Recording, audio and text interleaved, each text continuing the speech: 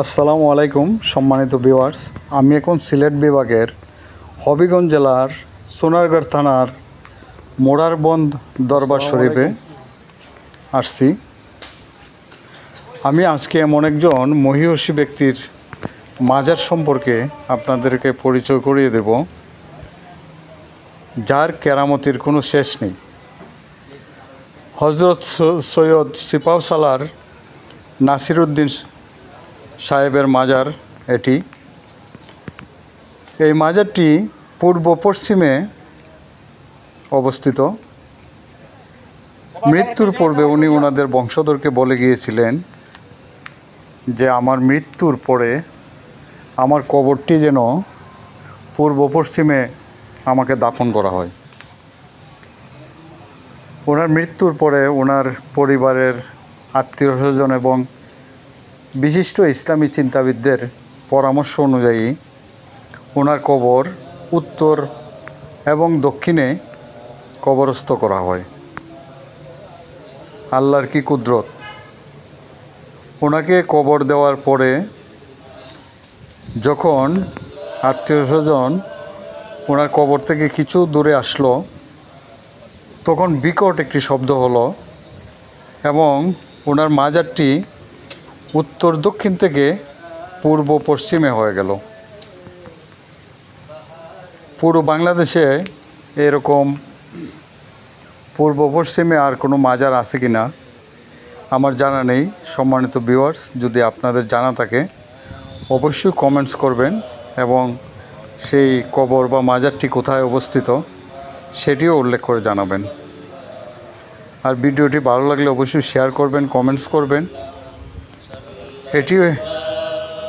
এটি হচ্ছে একটি বড় পাগড়ি। ওনার মাজারের উপরে কেন রাখা হয়েছে সেটি আমি জানি না। এটির উদ্দেশ্য বা কী সেটাও আমার জানা নেই। কী কারণে রাখা হয়েছে আমি জানি না। যদি আপনাদের জানা থাকে অবশ্যই কমেন্টস করবেন। সৈয়দ সিপাহসালার নাসিরউদ্দিন সাহেবের মাজারে শুধু মুসলমানরাই নয়, আজ দেখলাম বেশ কিছু হিন্দু মহিলা এবং পুরুষগণও মাজারটি পরিদর্শন করতে এসেছেন। আর মাজারে কিছু মুসলমান ওনারা দুরূদ শরীফ পাঠ করছেন, মাজার জিয়ারত করতেছেন। সেটি থেকে আমার অনেক ভালো লাগলো। আর সুফি দরবেশ ওলিয়া উলিয়াদের মাজারে কিছুক্ষণ বসলে কেন জানি অশান্ত মনটাও শান্ত হয়ে যায়। যদি বিশ্বাস না হয়ে থাকে বন্ধুরা, কখনো আল্লাহর ওলিদের মাজারের পাশে যে বসে চোখ বন্ধ করে আল্লাহর কাছে নিজের জীবনের গুনার জন্য ক্ষমা চাইবেন এবং আত্মীয় স্বজন সবার জন্য দোয়া করবেন, দেখবেন মনটা কেমন যেন হালকা হয়ে যায়।